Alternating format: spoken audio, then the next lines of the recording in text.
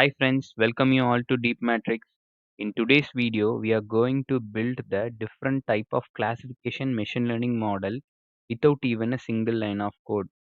You may think that how it can possible, but it can possible using MATLAB because in MATLAB there are many predefined apps.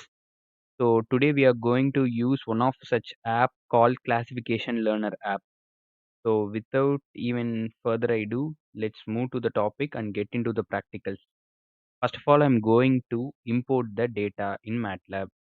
So for that, you can find a import data button. So click that. A file manager will open. So here you have to choose the CSV file we are going to fit into the classification app. I'm going to use this wine dataset. So another import window will open. So here you can see column vector, numeric matrix, cell array and table. Choose table. So I need all the data. So I'm going to import it. So in workspace, you can find the wine dataset. Double click on it. The dataset will open. So here is my dataset. Next, I'm going to open my classification app. So go to apps. So in math, statistics and optimization, you can find a classification learner. Double click on it. So this is a classification learner app. So which contain a new session. So click from workspace. So the dataset will be loaded here. So here we have to mention the response. For this wine data set, our responses are customer segment. So one sec.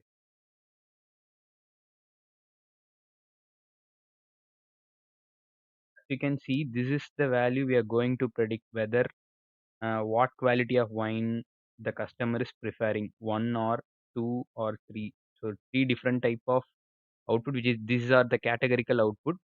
This is the value we are going to predict. So I'm going to mention that as response. Response. So this is a cross validation fold. You can give whatever the value you want. I'm going to give tenfold cross validation. So I'm going to start my session. So this is how the app will look like. So here you have a variable on x-axis, and the x variable is alcohol here. Y variable is malic acid. You can also change this hash. So for the corresponding variables, we'll have a scatter plot here, and we have some other like confusion matrix. These are the metrics which define the performance of the model. So an ROC curve, parallel coordinate plots. So here you have an option to choose the model we are going to train for the imported data set. So first of all, I'm going to train my find KNN, K nearest neighbor. After choosing a model, just click train. The model training progress will be shown here. So once the model will be trained, the accuracy score will be showed. So here the accuracy is 94.4%. Correctly classified. The dot values are the values in scatter plot which are correctly classified, and these X marks are the misclassified classes. So this is very tough to count what are the values which are wrong in the data set or in the scatter plot. For that we have another term called confusion matrix. So since we have three classes, which is a 3 cross 3 matrix. So these pink color values are the misclassified values. You can see the true class value is 2, but the model is predicted as 1. So there are 5 values which are wrongly predicted as 1, which is actually a 2. And also another 5 classes are misclassified as 3, but their actual class value is 2. So this is how a confusion matrix helps you to visualize the number of misclassified data. So then ROC curve. So this is a ROC curve, which is a graph between true positive rate and false positive rate, which is shown here, and parallel coordinate plot. This is another plot, so which shows the visual easy visualization. So here you also have an option to export model. So export model in the sense it will export the model to the MATLAB workspace, or you can also generate the code for the imported model. We can also change this. Next time I'm going to change it to backed trees. I'm going to train again.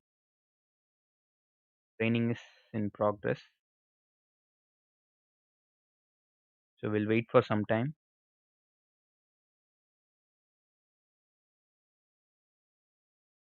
Now you can see the model's accuracy is 97.8%. So we can also visualize other thing. The confusion matrix. Last time 10 values were misclassified. Now 4 values were misclassified. So the model is working well on the data set. These are the scatter plot. So you can see 1, 2, 3, or 4 values are misclassified. So we can also visualize for PCA. Enable PCA.